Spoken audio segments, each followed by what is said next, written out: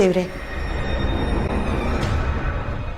ಸಮಸಂಖ್ಯೆ ಬಿದ್ದರೆ ಅವನು ಬಂದಿಲ್ಲ ಅಂತ ಅರ್ಥ.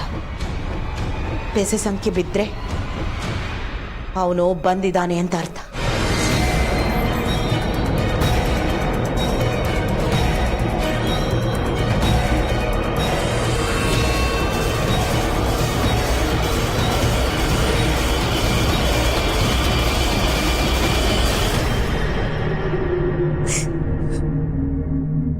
ಅಶೋಕ, ಅಶೋಕ್, ಏನಾಯ್ತು? ಯಾಕೆ ಆಗ್ಲಿಂದ ಕಿರಿಸ್ತಾ ಇದ್ದೀರಾ? ನಾನು ಆಗ್ಲಿಂದ ಕೇಳ್ತಾನೆ ಇದ್ದೀನಿ ಅಕ್ಕ. ಇವಳಿಗೆ ಏನಾಗಿದೆ ಅಂತ ಇವಳು ಬಾಯಿಂದಾನೆ ಹೇಳಿಸಿ. ಅಲ್ಲಿ ಏನೆಲ್ಲ ಆಯ್ತು ಅಂತ ನೀವೆಲ್ಲ ನೋಡಿದ್ರಿ ತಾನೆ. ಈಗ ನೋಡಿದ್ರೆ ಇವಳು ನನ್ಗೇನು ಆಗಿಲ್ಲ, ನಾನು ನಾರ್ಮಲ್ ಆಗಿದ್ದೀನಿ ಅಂತ ಹೇಳ್ತೀಯಾಳೆ. ಮವ, ನನ್ಗೇನು ಆಗಿಲ್ಲ ಮವ, ನಾನು ಚೆನ್ನಾಗಿದ್ದೀನಿ. ನೀವಾದ್ರೂ ಇವ್ರಿಗೆ ಹೇಳಿ. ಆರ್ತಿ, ನೀನು ಆಗಲೇ ಅಡುಗೆ ಮನೇಲಿ ಕುಡ್ದಿದ್ದು ನೀರು ಅಂತ ಹೇಳಿದೆ. ಆದರೆ ನೀನು ಕುಡ್ದಿದ್ದು ನೀರಲ್ಲ, ಮಜ್ಜಿಗೆ.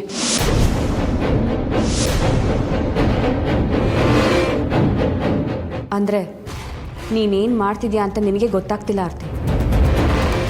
ನನ್ನ ಜೊತೆ ಕೂಡ ತುಂಬ ವಿಚಿತ್ರವಾಗಿ ಮಾತಾಡಿದೆ. ನೀನು ಆ ರೀತಿ ನಡ್ಕೊಂಡಿದ್ದು ನಾನು ಇದುವರೆಗೂ ನೋಡೇ ಇಲ್ಲ. ನಾನು ನಿನ್ನ ಜೊತೆ ಮಾತಾಡ್ತಾನೆ ಇದ್ದೀನಿ. ನೀನು ನನ್ನ ಮಾತನ್ನ ಪೂರ್ತಿಯಾಗಿ ಕೇಳಿಸ್ಕೊಳ್ದೆ ಹೊರಟೇ ಹೋದೆ. ನೋಡಮ್ಮ ಆರ್ತಿ, ಈ ಮನೆಯವರೆಲ್ಲರೂ ನಿನ್ನ ಮೇಲೆ ತುಂಬ ಅಭಿಮಾನ ಇಟ್ಕೊಂಡಿದ್ದಾರೆ. ಎಲ್ಲಕ್ಕಿಂತ ಹೆಚ್ಚಾಗಿ ನೀನು ನಮ್ಮ ಮನೆಗೆ ಮಗಳ ಥರ.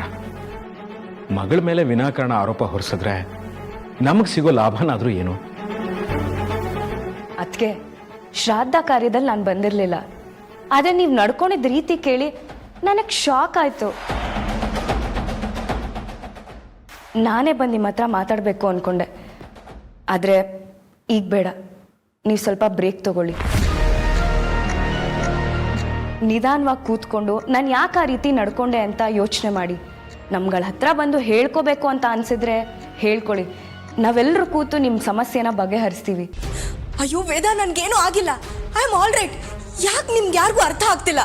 ನಾನು ಹುಚ್ಚಿ ಅಲ್ಲ, ನಾನು ನಾರ್ಮಲ್ ಆಗೇ ಇದ್ದೀನಿ. ಯಾಕೆ ಎಲ್ಲರೂ ನನ್ನನ್ನು ಹುಚ್ಚಿ ಅಂತ ಕರಿತಿದ್ದೀರಾ? ದಯವಿಟ್ಟು ನನ್ನನ್ನು ಹುಚ್ಚಿ ತರ ಟ್ರೀಟ್ ಮಾಡಬೇಡಿ.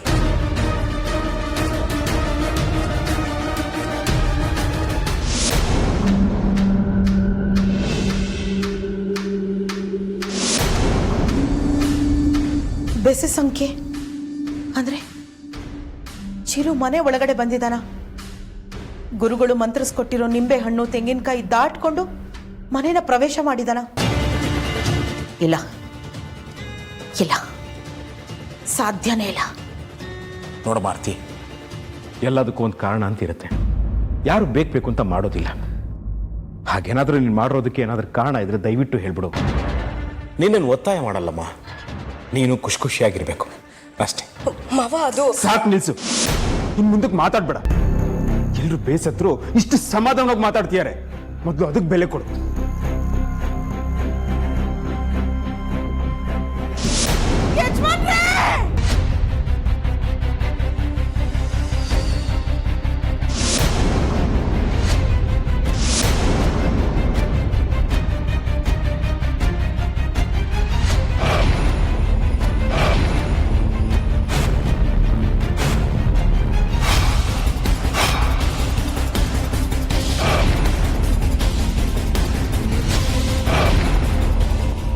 ಅಯ್ಯಯ್ಯೋ, ಎಂತ ಅನಾಹುತ ಆಗೋಗಿದೆ. ಗುರುಗಳು ಮಂತ್ರಿಸ್ಕೊಟ್ಟಿದ್ದ ಕಾಯೇ ಹೀಗಾಗೋಯ್ತಾ? ಗುರುಗಳು ಮಂತ್ರಿಸ್ಕೊಟ್ಟಿದ್ದು ಇದ್ದಕ್ಕಿದ್ದಾಗೆ ಒಡೆದೋಗಿದೆ ಅಂದರೆ ಏನರ್ಥ? ಮೋಸ್ಟ್ಲಿ ಇದೆಲ್ಲ ನೆಗೆಟಿವ್ ಎನರ್ಜಿ ಪ್ರಭಾವ ಇರಬೇಕು. ವೇದ, ತೆಂಗಿನಕಾಯಿ ತಾನಾಗ್ ತಾನೇ ಒಡೆದು ಹೋಗೋದಕ್ಕೆ ಸೈಂಟಿಫಿಕ್ ಆಗಿ ಏನಾದರೂ ರೀಸನ್ ಇದೆಯಾ? ಇದ್ರ ಮೇಲೆ ಬಿಸಿಲು ಬೀಳದೆ ಹೀಟ್ ಆಗದೆ ಒಡೆಯೋದಕ್ಕೆ ಚಾನ್ಸೇ ಇಲ್ಲ.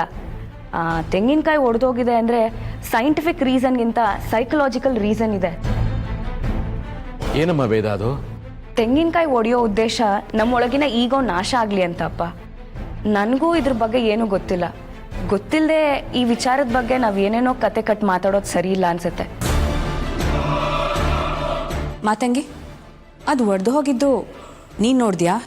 ಇಲ್ಲ, ಒಡೆದೋಗಿದ್ದನ್ನ ನಾನು ನೋಡಿಲ್ಲ. ಆದರೆ ನಾನು ನೋಡಿದಾಗ ಒಡೆದು ಹೋಗಿತ್ತು. ಏನಿದ್ರ ಅರ್ಥ ಮಾತಂಗಿ?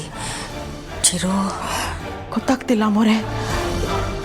ದಿಗ್ಬಂಧನನ ದಾಟಿ ಮನೆ ಒಳಗಡೆ ಬರೋಕ್ಕೆ ಸಾಧ್ಯತೆ ಇದೆಯಾ ಅಂತ ನನಗೆ ಅನುಮಾನ ಬರ್ತಿದೆ. ಇದನ್ನು ನೋಡಿದ್ರೇ ಮೈಲಿ ದೂರ ಓಡೋಗ್ತಿದ್ದ. ಅಂಥದ್ರಲ್ಲಿ ಚಿಕ್ಕಪ್ಪ ಏನು ಮಾಡೋದು ಇವಾಗ? ಗುರುಗಳಿಗೆ ಈ ವಿಷಯ ಹೇಳೋಣವಾ? ಬೇಡಪ್ಪ ಬೇಡ. ಮೊದಲೇ ಅದನ್ನು ಜೋಪಾನ ಅಂತ ಹೇಳಿ ಕೊಟ್ಟು ಹೋಗಿದ್ದಾರೆ.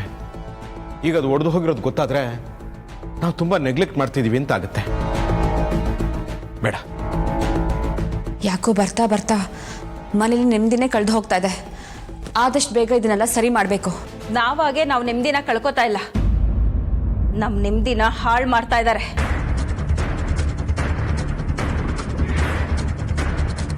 ರಾಣಿ, ನೀನು ಮನೇಲೇ ಇದೆಯಾ? ಅಲ್ಲ ರಾಣಿ, ನೀನು ಎಲ್ಲಿಗೆ ಹೋಗಿದ್ದೆ? ಯಾವಾಗ ಮನೆಗೆ ವಾಪಸ್ ಬಂದೆ? ರೀ, ನಾನ್ ಎಲ್ಲಿಗೆ ಹೋಗಿದ್ದೆ, ಯಾವಾಗ ಬಂದೆ ಅನ್ನೋದು ಮುಖ್ಯ ಅಲ್ಲ. ಗುರುಗಳು ಮಂತ್ರಸ್ಕೊಟ್ಟಿದ್ದ ತೆಂಗಿನಕಾಯಿ ಹೇಗ್ ಒಡೆದೋಯ್ತು, ಯಾರು ಒಡೆದು ಹಾಕಿದ್ರು ಅನ್ನೋದು ಮುಖ್ಯ. ಈ ಮನೇಲಿ ಯಾರು ಹೊಡೆದು ಹಾಕ್ತಾರೆ? ಸುಮ್ಮನೆ ಇಲ್ಲ ಸಲ್ಲದನ್ನ ಹೇಳ್ಬಾರ್ದು. ಇಲ್ಲದ ಸಲ್ಲದೆಲ್ಲ ಹೇಳೋದಕ್ಕೆ ನನಗೆ ತಲೆ ಕೆಟ್ಟಿಲ್ಲ. ಯಾರೋ ತಲೆ ಕೆಟ್ಟಿರೋರು ಹೀಗೆ ಮಾಡಿರ್ತಾರೆ.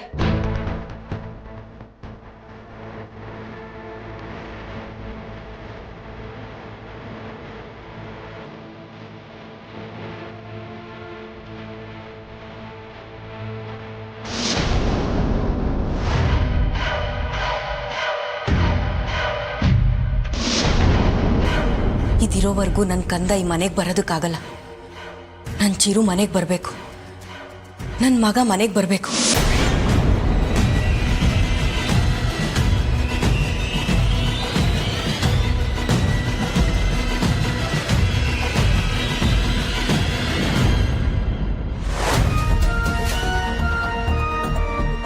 ನನ್ನ ಕಂದ ಚಿರು ಶ್ರಾದ್ದ ಮುಗ್ದಿರುತ್ತೆ, ಅವನ ಆತ್ಮಕ್ಕೆ ಶಾಂತಿ ಸಿಕ್ಕಿರುತ್ತೆ ಅಂತ ನಾನು ಕಾಯ್ತಾ ಇದ್ದೆ. ಯಾಕಾರ್ತಿ, ಯಾಕೆ ಶ್ರಾದ್ದ ಎಲ್ಲ ಹಾಳು ಮಾಡಿದೆ? ಯಾಕೆ ನಿನಗೆ ಅವನ ಮೇಲೆ ಅಷ್ಟೊಂದು ಕೋಪ? ರಾಣಿ, ಮನೇಲಿರೋ ಎಲ್ಲರೂ ಅದೇ ವಿಷಯನ ಪದೇ ಪದೇ ಮಾತಾಡಬೇಡಿ. ಮೊದಲು ಆ ವಿಷಯನ ಬಿಟ್ಬಿಡಿ. ಆರ್ತಿಗೆ ಬೇಜಾರಾಗ್ಲಿ ಅಂತ ನಾನು ಮಾತಾಡ್ತಾ ಇಲ್ಲ ರೀ. ನನಗೆ ಸಂಕಟ ಆಗ್ತಾ ಇದೆ. ನಾನು ಏನ್ ಮಾಡ್ಲಿ?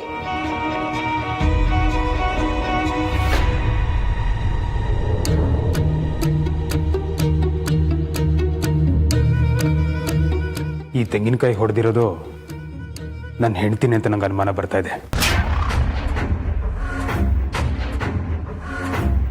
ಅಣ್ಣ, ಎಲ್ಲ ವಿಚಾರಕ್ಕೂ ಅದಕ್ಕೇನು ಎಳೆಯೋದು ಬೇಡ. ಇಲ್ಲಮ್ಮ, ನನಗೆ ಅವಳ ಮೇಲೆ ದೂರ ಉದ್ದೇಶ ಇಲ್ಲ. ನನಗೆ ಅವಳೇ ಮಾಡಿದಾಳೆ ಅಂತ ಅನಿಸ್ತಾ ಇದೆ. ಇದೊಂದು ರಕ್ಷಾ ಕವಚ ಇತ್ತು ಅನ್ನೋ ನಂಬಿಕೆ ಇತ್ತು. ಇನ್ನು ಮುಂದೆ ಈ ಮನೇಲಿ ಏನೇನಾಗುತ್ತೋ ಅನ್ನೋ ಭಯ ಆಗ್ತಿದೆ. ಯಾರು ಮಾತಾಡಬೇಡಿ, ಯಾರು ಭಯ ಪಡೋ ಅಗತ್ಯ ಇಲ್ಲ. ಮೊದಲು ತೆಂಗಿನಕಾಯಿನ ಎತ್ತಿಡಿ. ನಾಳೆ ಗುರುಗಳು ಬಂದಾಗ ಅದನ್ನು ತೋರಿಸೋಣ, ಅವ್ರು ಹೇಳ್ದಾಗ ಕೇಳೋಣ.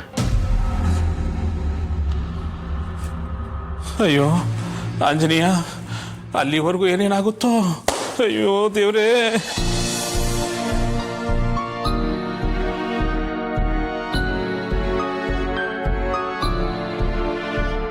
ನೀವು ಅಳ್ತಾ ಇರೋದನ್ನ ನೋಡಿ ಕೂಡ ಇಂಥ ಪ್ರಶ್ನೆ ಕೇಳ್ತಾ ಇದ್ದೀನಿ ಅಂತ ಬೇಜಾರು ಮಾಡ್ಕೋಬೇಡಿ.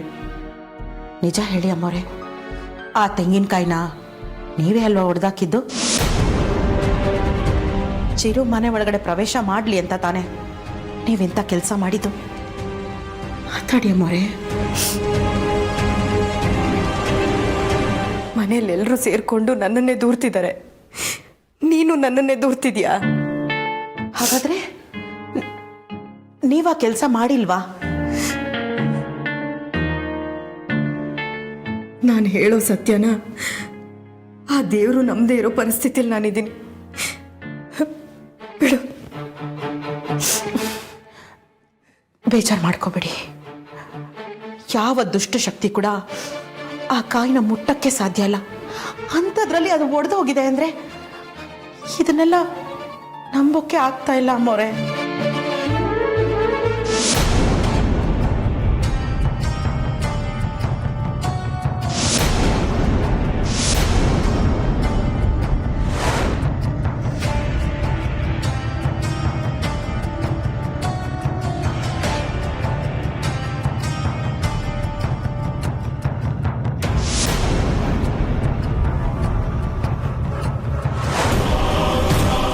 ಕೂತ್ಕೊಳ್ಳಿ. ಶ್ರಾದ್ದ ಹಾಳಾದ್ರು ಚಿರುವಿನ ಆತ್ಮ ಮರು ಹುಟ್ಟು ಪಡ್ಕೊಂಡ್ರು ಇನ್ನೊಂದು ಸಮಸ್ಯೆ ಇದೆ.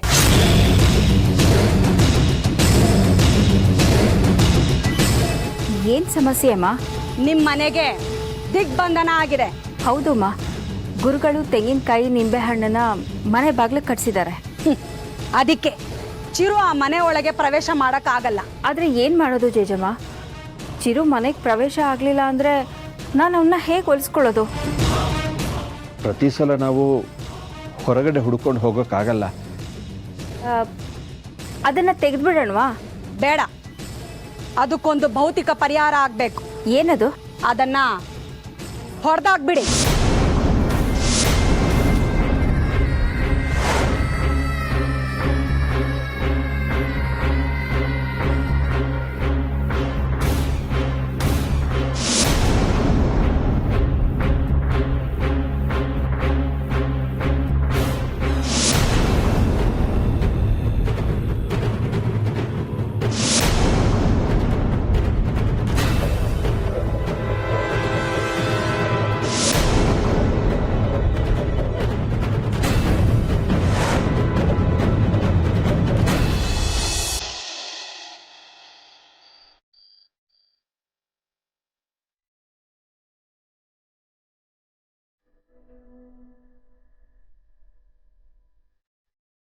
ರೀ, ನನ್ನಿಂದ ತಪ್ಪಾಗಿದೆ, ಕ್ಷಮಿಸಿ. ಆದರೆ ನನ್ನ ಜೊತೆ ಮಾತಾಡದೆ ಮಾತ್ರ ಇರಬೇಡ್ರಿ. ನನಗೆ ತುಂಬ ಸಂಕಟ ಆಗುತ್ತೆ. ನನ್ನ ಜೊತೆ ಎಲ್ಲರೂ ಇದ್ರು, ನೀವೊಬ್ರು ಇಲ್ಲ ಅಂದರೆ ನನ್ಗೆ ಒಂಟಿತನ ಕಾಡುತ್ತೆ.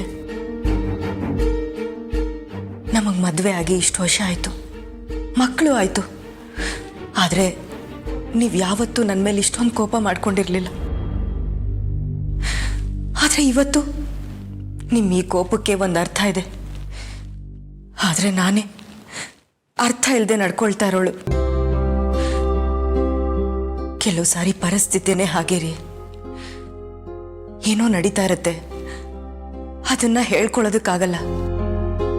ಇನ್ನು ಕೆಲವು ಸಾರಿ ನಡೀತಿರೋದನ್ನ ಹೇಳ್ಕೊಂಡ್ರು ಅದನ್ನ ಅರ್ಥ ಮಾಡ್ಕೊಳ್ಳೋರು ಯಾರೂ ಇರಲ್ಲ. ಅರ್ಥ ಮಾಡ್ಕೊಳ್ಳೋರು ಯಾರೂ ಇರಲ್ಲ ಅಂತ ನಿನಗೆ ನೀನೇ ಅನ್ಕೊಳ್ಳೋದ್ರ ಅರ್ಥ ಏನು ಗೊತ್ತಾ? ಎಸ್ಕೇಪಿಸಮ್. ಎಲ್ಲ ಗೊತ್ತಿರತ್ತೆ, ಆದರೆ ಏನು ಗೊತ್ತಿಲ್ಲ ಅಂತ ಹೇಳ್ತಾರೆ. ಅದಕ್ಕೆ ಬುದ್ಧಿವಂತಿಕೆ ಅಂತಾರೆ. ಏನು ಗೊತ್ತಿರಲ್ಲ, ಆದರೆ ಎಲ್ಲ ನಡೀತಾ ಇರತ್ತೆ. ಅದನ್ನ ಹುಚ್ಚತನ ಅಂತಾರೆ. ರೀ, ಒಂದೇ ಒಂದ್ಸರಿ ನನ್ನ ಕಡೆ ನೋಡ್ರಿ. ನನಗೆ ಅಮ್ಮ ಇಲ್ಲ. ಮದುವೆ ಆಗೋಕ್ ಮುಂಚೆ ನಾನೇ ನಿನ್ನ ಅಮ್ಮನ ಥರ ನೋಡ್ಕೋತೀನಿ ಅಂತ ಹೇಳಿದ್ರಿ, ನೆನ್ಪಿದ್ಯಾ?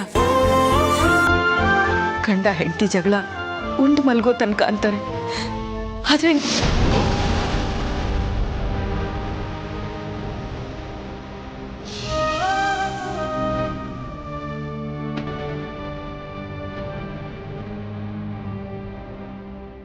ಆಯಿತು ಬಿಡಿ, ನಿಮಗೆ ನನ್ನ ಮುಖ ನೋಡೋಕ್ಕೂ ಇಷ್ಟ ಇಲ್ಲ ಅಂದಮೇಲೆ ಬೇಡ, ನಾನು ನಿಮಗೆ ಫೋರ್ಸ್ ಮಾಡಲ್ಲ.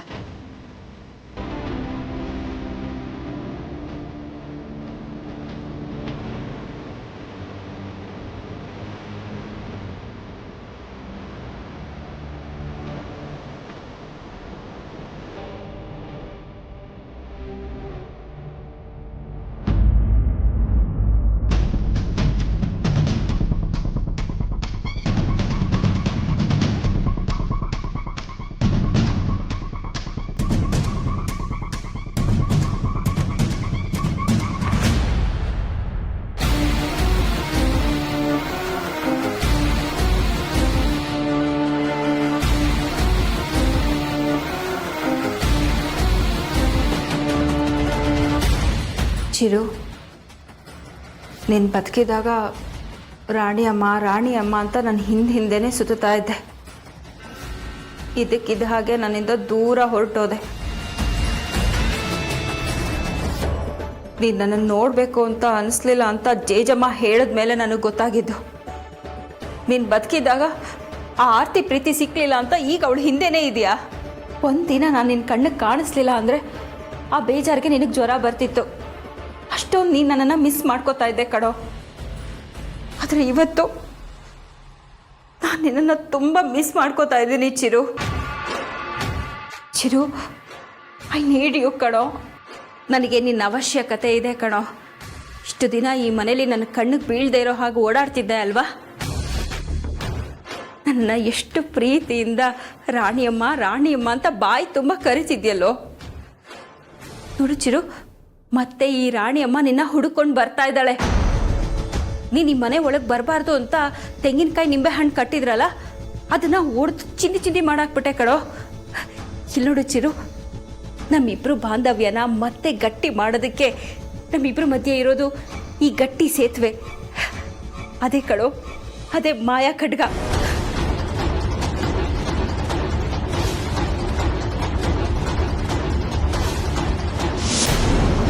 ಚಿರು, ಇದರಲ್ಲಿ ನೀನು ಕಾಣಿಸ್ತೀಯಂತೆ. ಇದರಿಂದ ನಾವಿಬ್ರು ಮಾತಾಡ್ಬೋದಂತೆ ಕಣೋ. ಯಾವಾಗೋ ಬರ್ತೀಯ ಮನೆಗೆ ನೀನು? ನೀನು ಹೇಗಿದೆಯಾ ಅಂತ ನೋಡಬೇಕು ಅನ್ನೋ ಕುತೂಹಲ ನನಗೆ ಜಾಸ್ತಿ ಆಗ್ತಿದೆ ಚಿರು.